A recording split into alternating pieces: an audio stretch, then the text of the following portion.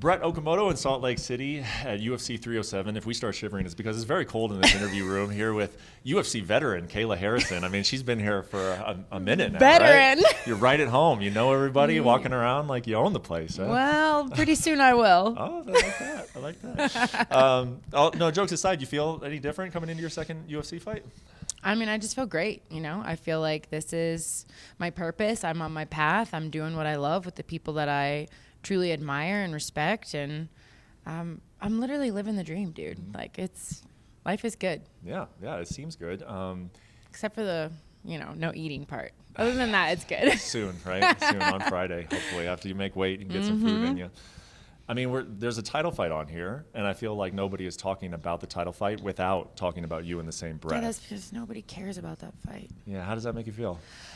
I mean, whatever. I mean, I feel like, okay, let's let them fight. I honestly believe that I could fight all three girls in the same night and be champion.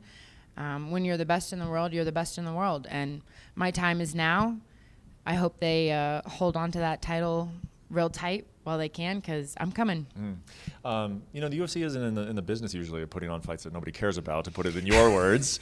Well, why do you think they put this one on? Like, it was so set up. You did the Holly Holm fight, and you were ready to go. Like, why did they do this one?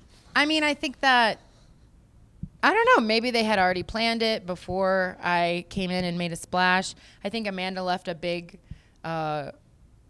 hole in the division, and Julianna's been injured, and so maybe she was promised that she would get a title fight. She talks a lot. Nobody likes to listen, but she does talk a lot. So, and I guess they fought, or they were supposed to fight in Tough, or they could have fought in Tough or something years and years ago. So maybe there's like some history there. I don't really know. I really don't care. How would it, with your plans, when you beat Holly Holm that night? You kind of said what you were sort of expecting. So how did it play out and based on your expectations, and then sort of what options, I guess, were you given once it went the way it did? I mean, I wasn't, they just said Ketlen Vieira, and I said, okay.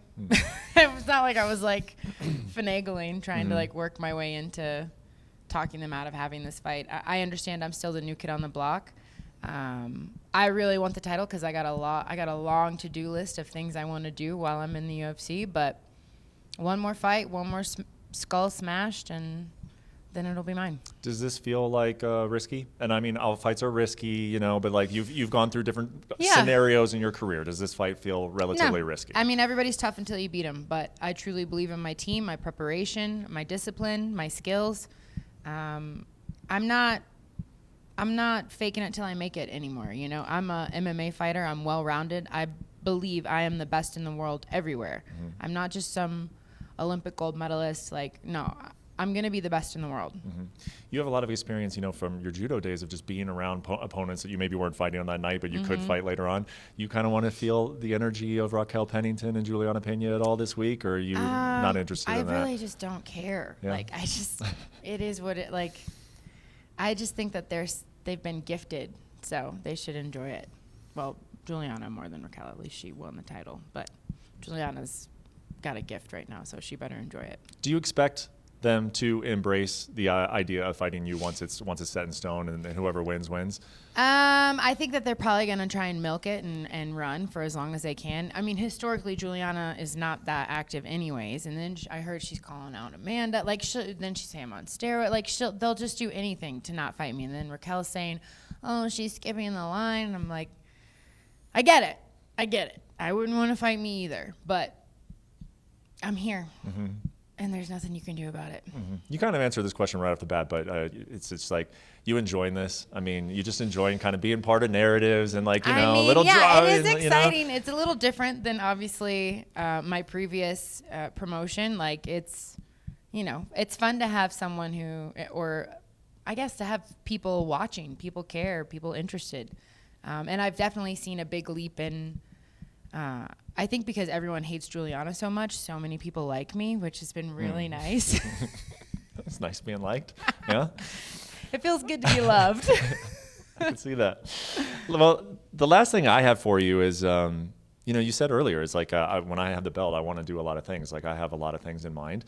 Like, At some point, whether or not you actually compete with her in the Octagon, will you be competing with Amanda in terms of just like, Absolutely. that's what you want to set? Like we're going to talk about your title fights. Like, oh man, this is going to be one. Like that's what you want. You want to be dominant. You want to be the next coming of that. Listen, I think the greatest compliment I can give to Amanda, one, I always talk about it, is that I want to fight her. She's the greatest. But also, like, my goal is to go even higher. You know, my goal is to stand on her shoulders the way she stood on Ronda's shoulders, the way, you know, and then the next generation will come and they'll stand on my shoulders and they'll beat all of my records. I think it'll be a long time before anybody does that. But yeah, I plan on coming in here and creating one hell of a legacy that people can't, there's just not going to be any ignoring it.